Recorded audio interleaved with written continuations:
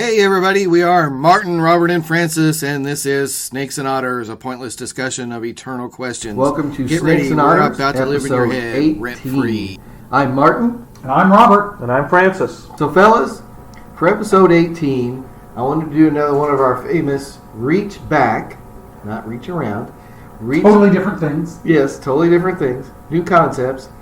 Episodes here. And when we did those episodes on the Enlightenment, when we talked about Voltaire, and we talked about Franklin, we mentioned a lot of people. Mm-hmm. But there was somebody we mentioned that we kind of just glanced on. And that man's James Madison.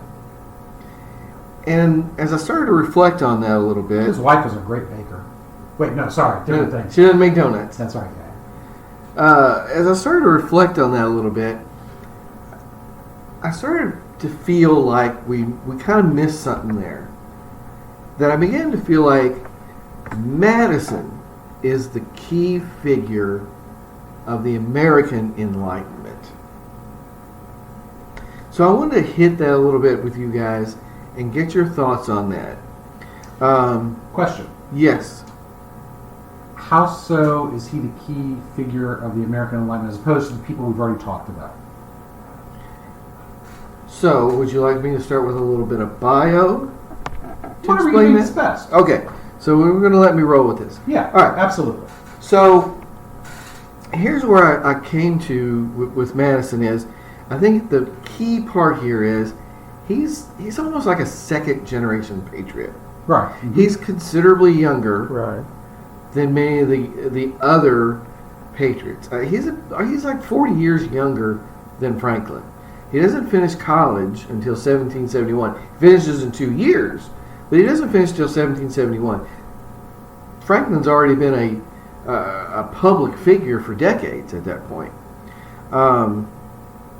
Also, not only is he younger than a lot of the other founders, he's somewhat unique in that he's a Virginian who doesn't go to William and Mary.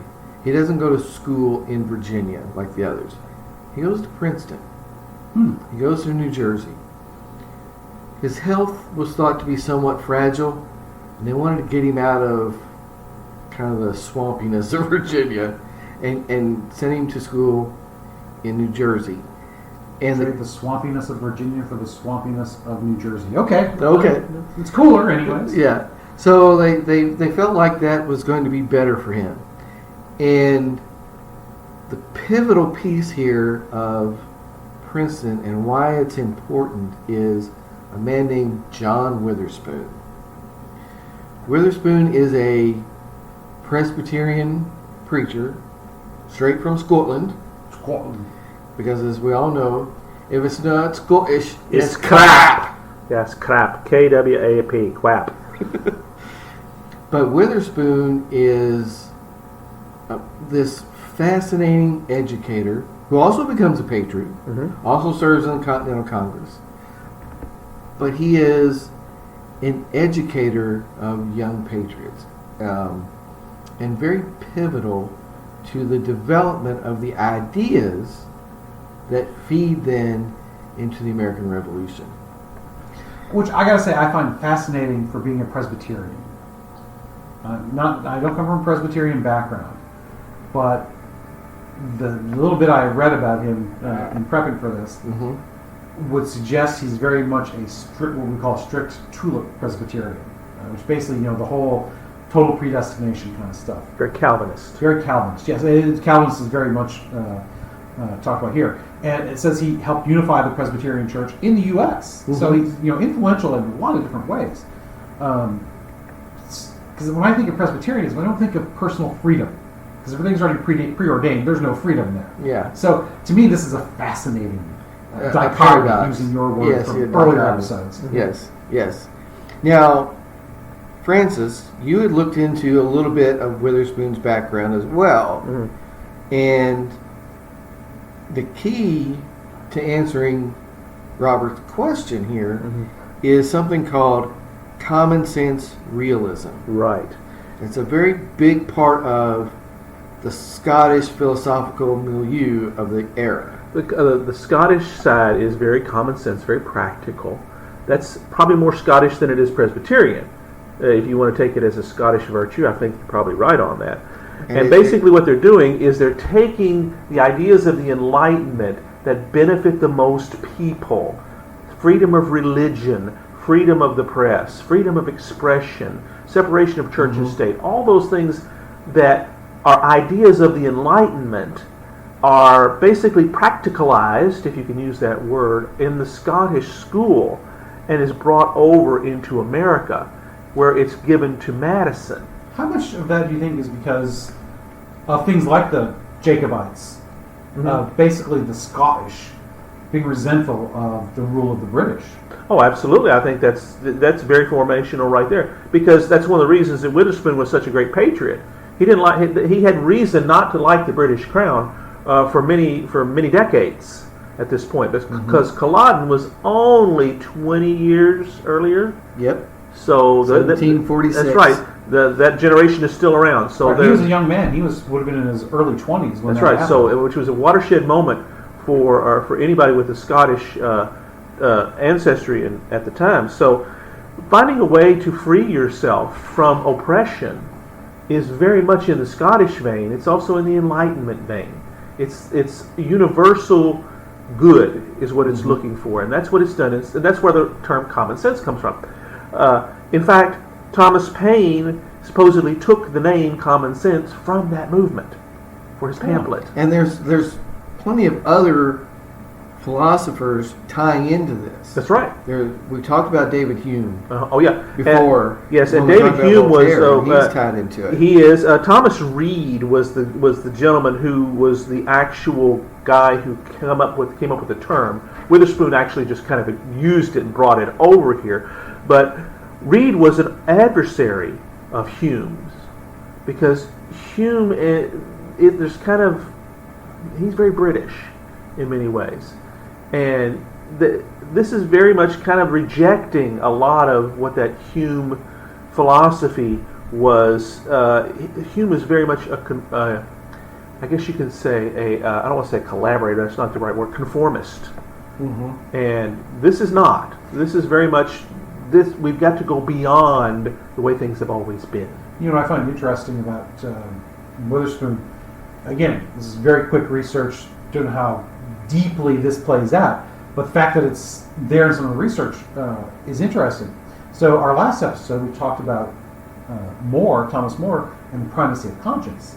Well, that was one of the two sides of a debate that was raging in that Presbyterian movement, was the primacy of conscience, and I'm looking for this, others who fought for a communal focus on the enduring reality of universal laws. Kind of really forming into that, Calvinist, everything's preordained kind of a thing.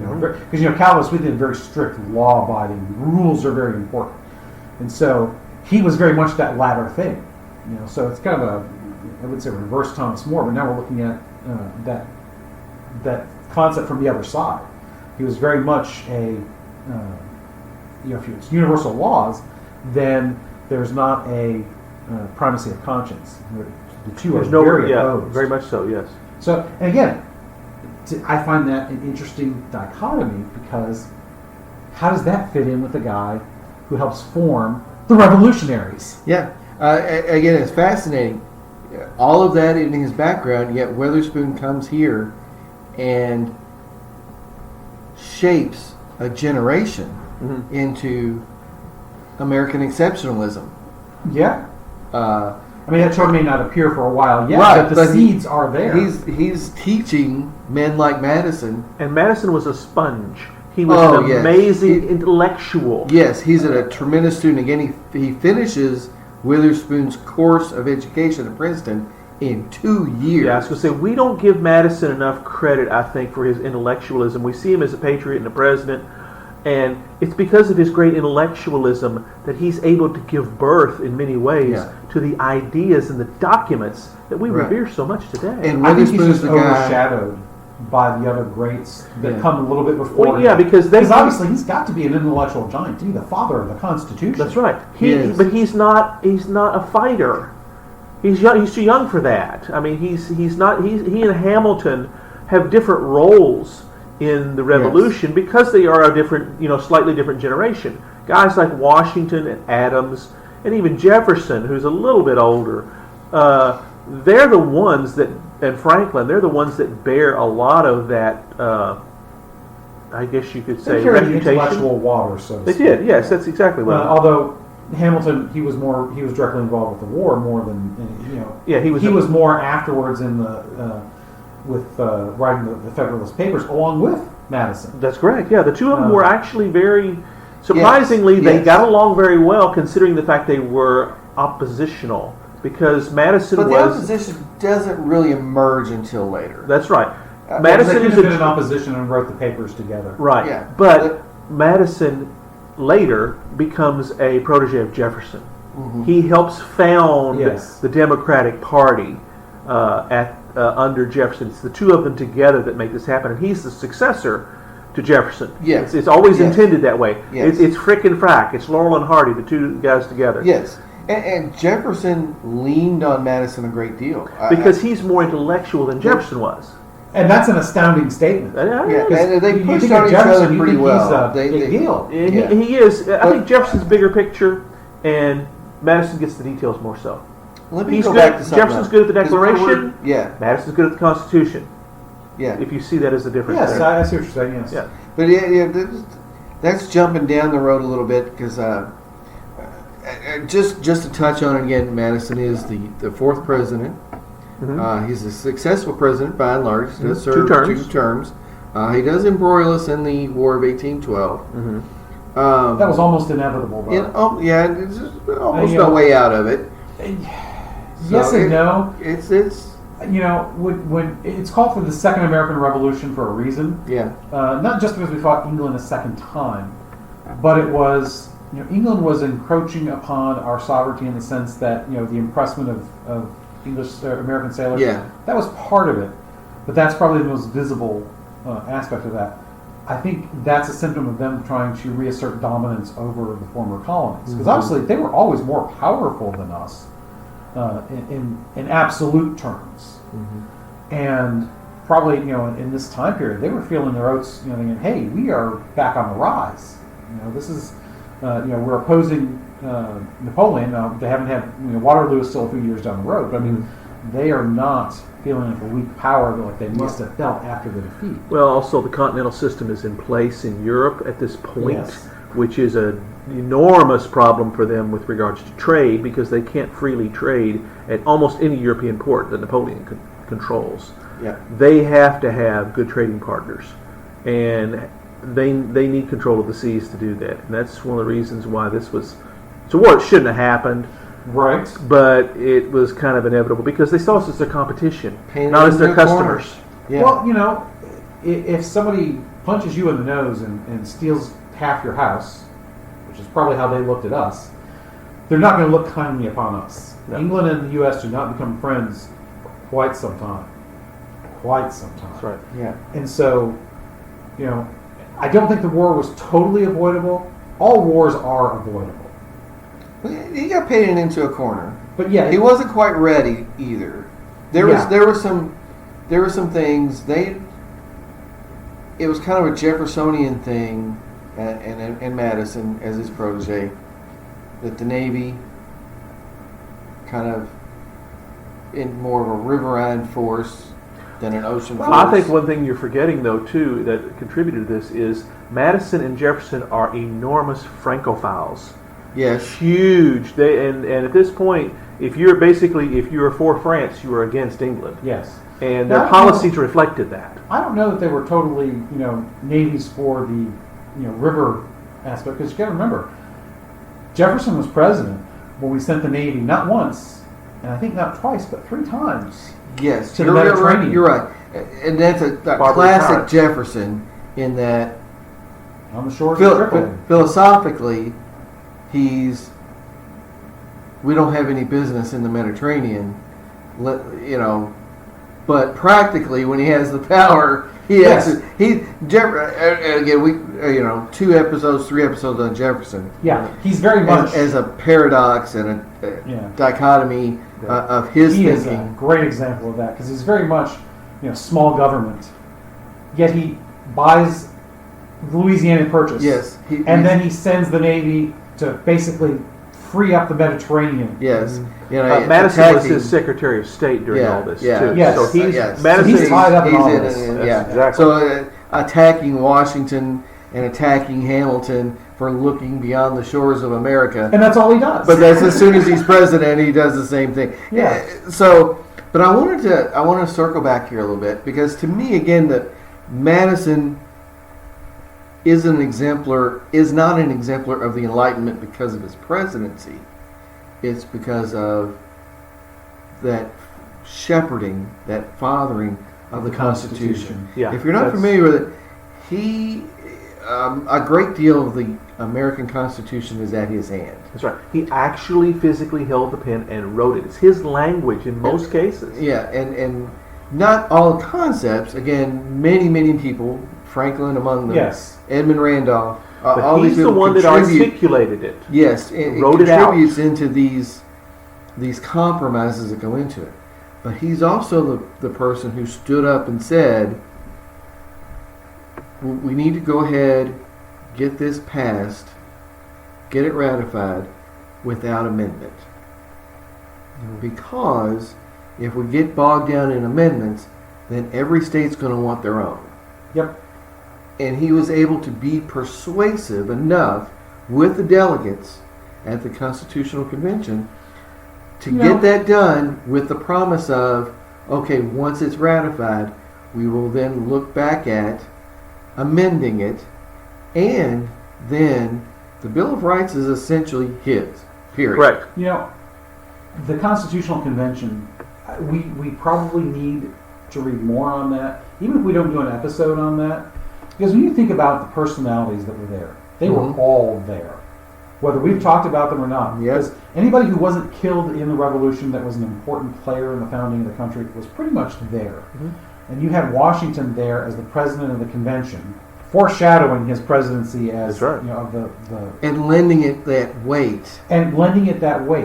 So in many ways, if Madison is the father of the Constitution, Washington is the grandfather.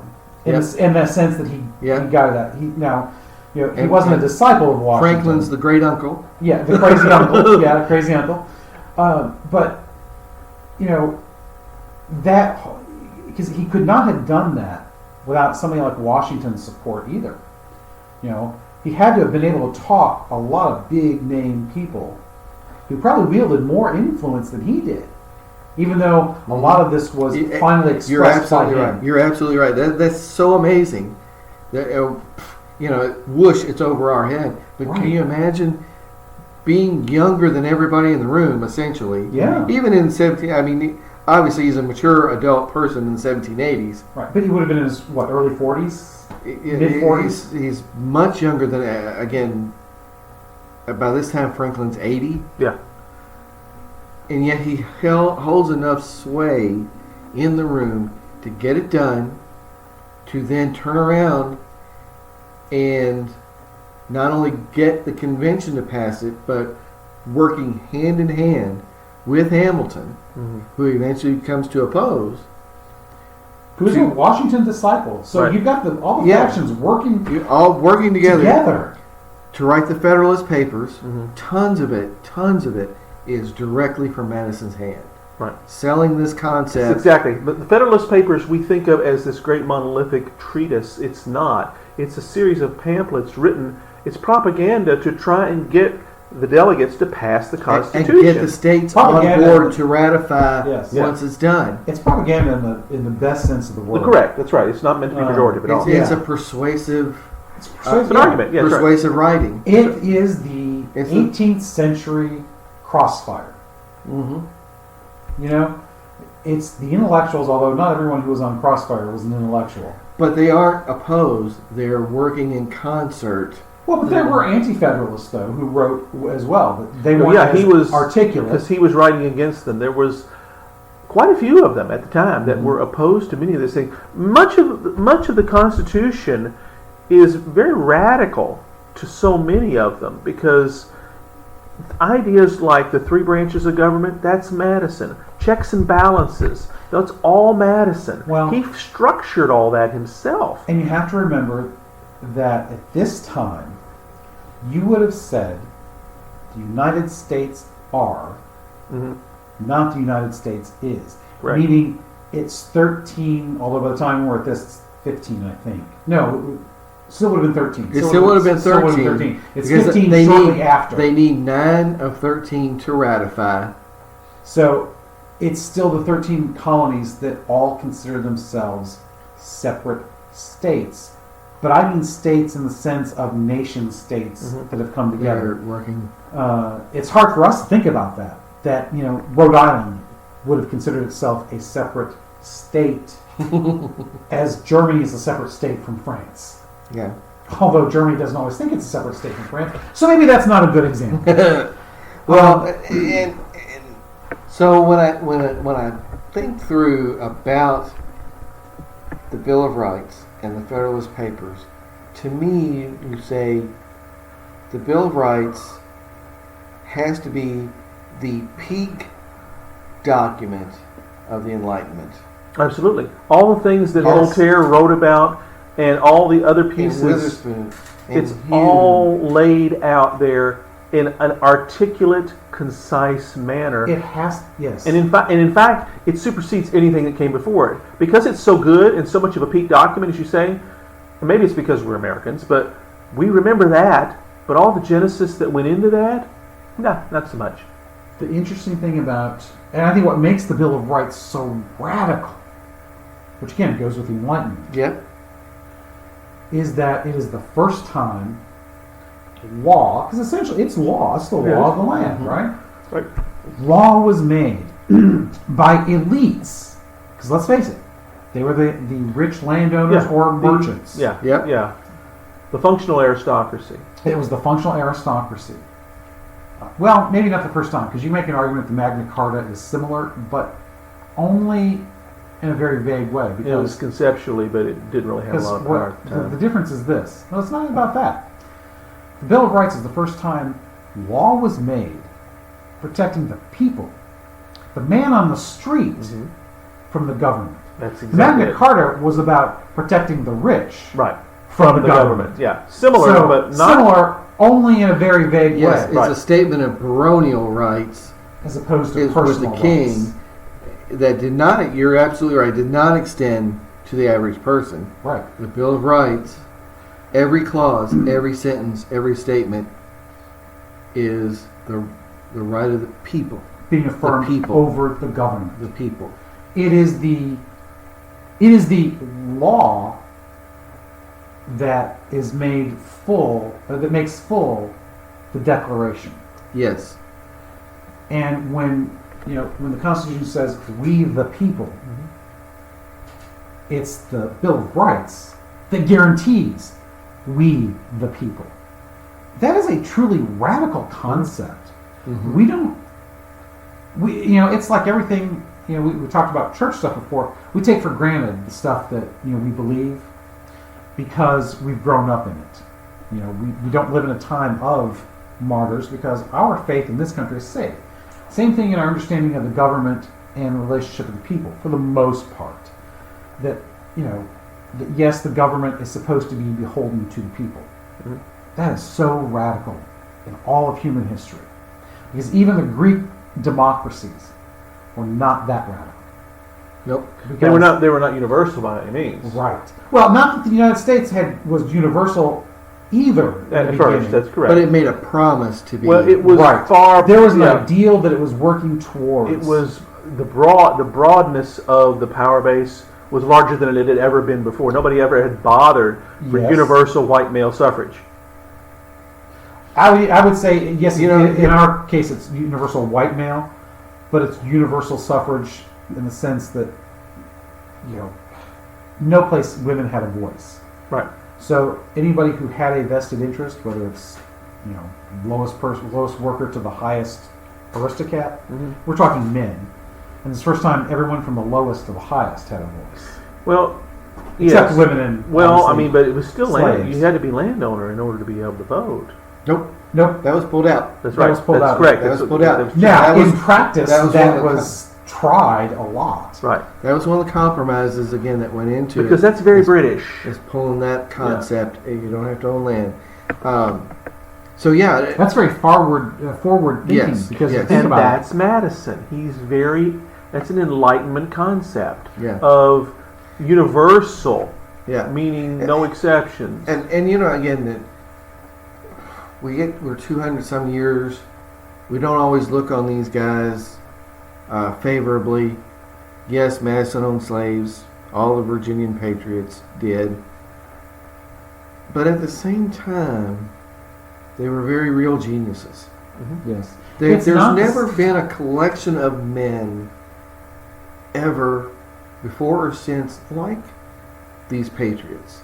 That's correct. You might find some individuals, More. Yeah. a Lincoln, you Yeah. know, Churchill, that are extraordinary men, extraordinary leaders. But you're right. There has never been this kind of collection. A collection of men who saved the world. Well, yeah, but because these guys did it, we're not talking about the Revolutionary War here. We're talking about an intellectual revolution. Right. Yes. That is very different. That finishes the job. Like we talked about with Washington and the diffusing of that rebellion. Yes.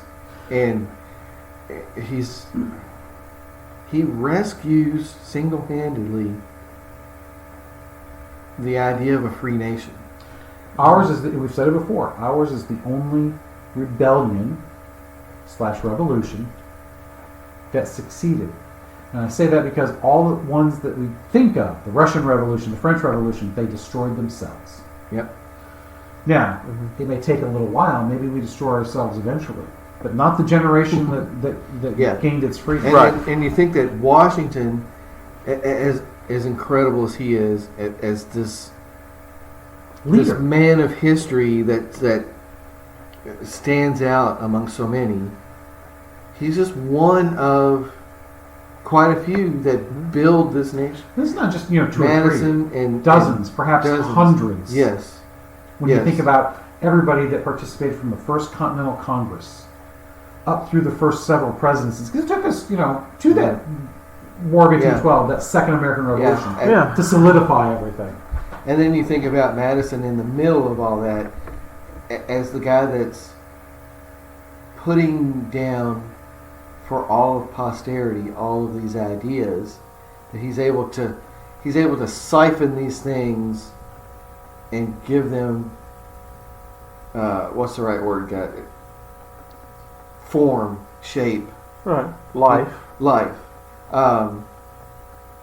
And again, we haven't even talked too much about the presidency or any of the policy accomplishments afterwards. That's just guarding the legacy of Yeah, that's down Which the road. he became obsessed with, by the way, Yes, at the he end of did. his life. And rightfully so, because I think he actually started even altering some of his own correspondence Yes, in he later would. years. He was Oh, he was yeah. concerned about finances. Right. He and the wife did not have children. Right. And that's at that time that's part of your financial legacy too. Right. They're supposed to be taking care of you. So he became very obsessed with legacy and re-edited correspondence with Jefferson and all sorts of things. But the achievement is already there. Yes. He's considered to be the most successful of all the founding fathers. Really? And I mean that's a relative term, of course, but two-term president, father of the Constitution, so much of Secretary of State under Jefferson, the Federalist Papers, all these things that he did, we give him a short shrift sometimes, Yeah. and I we think should you can not. make an argument for him. I think the better argument is probably Washington, because not just because he was the first president, but because he led the country in war from the beginning, managed to get together long enough to have that first presidential election, and then set the standard for the presidency. after. Setting this, and by the way, he also thwarted military dictatorship. Right. I He have forfeited a military dictatorship. He forfeited a hereditary monarchy being created for him. He thwarted shooting people in the head Yeah. because it's incredible that the loyalists were largely allowed to reintegrate or leave. Yeah. There was never a guillotine. And in that New York. is unprecedented in every type of situation. There was no firing French, squads. The Russian Revolution, any of the British Civil Wars, Nazi Germany. If you dissented, you died. That's been the norm. Yeah. Dissent is an essential function of our country. Yeah. But your point about these men being the most astounding group of men ever to come together, think about it this way. Pick any period. I don't even mean just today, although especially today. Whether I don't care which side of the aisle you're on. I mean any politician today. Take any of our so-called statesmen from any era and ask them to put together the Constitution and the Declaration that the Founding Fathers did. How much trust do you have that they would come up with something even remotely similar? Yeah. Zero trust. Yeah. Yeah. None of them could have done it. And Madison he's the intellectual grounding of all that. Washington makes it practical and real. Jefferson understands how to use the power of the presidency for the nation, but Madison's the intellectual foundation, and that Well, I think tie. he's the intellectual foundation for putting it all to work. Because Yes. obviously Jefferson, along with Franklin and I forget the third guy that was with him that put the Declaration together, they laid out the principles that are really the bedrock. Who? Adams, Jefferson, and Franklin are the committee. Yes, Adams, yes. Those three giants. Oh my God. Yeah. And they laid out the principles that if you look, really, everything that we aspire to be, whether expressed through the Constitution and how we govern ourselves, or just the philosophy of what it means to be American, is laid out there in that Declaration. Especially in the all men are created equal. And the life, liberty, and endowed by pursuit of their happiness. Creator. Endowed by the Creator. Yeah. All those principles are the bedrock of what then Madison does in helping and guiding with the creation of the Constitution. The Constitution is some 7,000 words long, right? Something like that. 7,000 words. Well, brevity is the soul of wit. Yes. 7,000. Think about owner's 7,000 manual words. for your car is probably 250 pages. Right. 7,000 words equates to something like 12 to 15 typewritten double-spaced pages. Yep. Think about that. The Our entire- owner's manual for a nation. Yeah. Our entire government is based on 12 to 15 pages of typewritten double-spaced text. That right there is unheard of. Yeah. Now, granted, Madison's genius. Our The entire laws judicial since branch then. is based only on that. It has to either be there or not. well, actually, in the judicial branch is even, when you think about how much of a role that plays today, its basis is such a small segment of those 7 articles. Yeah. Article 3 is not very long at all. No, because the guts of the judiciary is, here's the Supreme Court. Congress can take care of the rest. I mean, that's essentially what it says. Yeah. It'll be separate, and Congress shall set up courts as it sees fit. Right. That's why Congress, interesting thing, President Trump was talking about taking the 9th District of the 9th District Court. Ninth Circuit. Circuit, yes, thank you. I knew you would correct me on that. Yes, Ninth Circuit. And dividing that for a couple of reasons. He wants to do it for political reasons, obviously. Yeah. It's always seems the most liberal. But he wants to divide it. But also, it's also the largest. You could make a demographic case for dividing it. I think it's already been divided once. Probably, They split yeah. off I think it's the 11th. So, you could make a case for making that. But the reason, and people say, oh, you can't do that. Judiciary is supposed to be separate. No. Congress controls everything below the Supreme Court. If Congress wanted to abolish all the courts below the Supreme Court, theoretically it could. I'd be willing to bet the justices on the Supreme Court would say, no, you can't do that. It's unconstitutional. And they'd find some way to justify it, which would... But you're absolutely right. The structure of what's called Article 3 courts is completely up to Congress. Yeah. And so, well, guys, we're at about 35 minutes here. Wow. And here we were wondering if we could get all that in. Just amazing stuff that and I wanted to tie that, draw that line from Francis's Voltaire Enlightenment stuff to the person we kind of glanced right over in Madison. Yeah, he deserved his own episode. He absolutely did. Absolutely. Yeah. It's so we just scratched surfaces here, talking about Witherspoon and Madison's education at Princeton and what's being incubated at Princeton with these young patriots, and how Madison becomes that fulfillment of all those Enlightenment ideas and is able to put them in paper and make them forever. Well, he's going, I'm glad you said that word. Because what is forever? It's eternal, right? Yes. So I want to come back to what that means. We've talked a little bit more in the last couple episodes about what that means, eternal questions. And, it's part of our tagline, pointless discussions of eternal questions. But you know what? The pointless part is tongue-in-cheek. Yes. It's to give you a little, a little nudge. A little nudge. I think ultimately, even though we've not stated it probably expressively, even amongst ourselves, I think we inherently understand that the purpose of this is not just that we get together and have a bourbon together, although that is a really good reason. We'll interrupt. I'm hitting another glass of Makers. Yeah, Makers tonight. is where I'm at tonight. Yeah, and I'm still on my Woodford Reserve double oaked here, which is some good stuff. We rarely drink different stuff here when That's we're with true. us. We usually, whatever we're drinking, we're all three drinking. So this is one of the few times that we've actually gone off the reservation a little bit.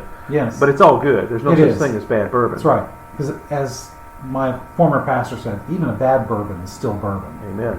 So, I think the unstated goal that we all understand is that hopefully when you listen to this, you're entertained, but it piques your curiosity or piques your intellect to think, hey, I should think some more about that, or I should go look that up, or these guys are full of crap, I'm going to go prove them wrong. I'm going to prove them wrong. I want to look up stuff about Moore and Madison. Yeah, or Voltaire. Or Voltaire, or whoever it is we end up talking about. Or whatever it is.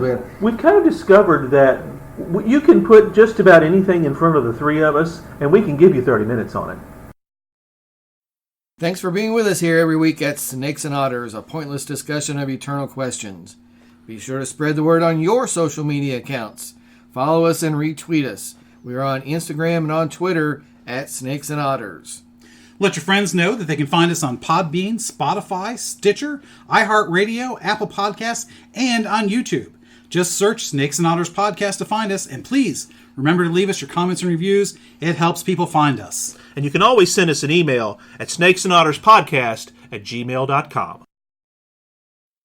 I'm Martin. I'm Robert. And I'm Francis. Catch us next week. Same snake time, same otter channel.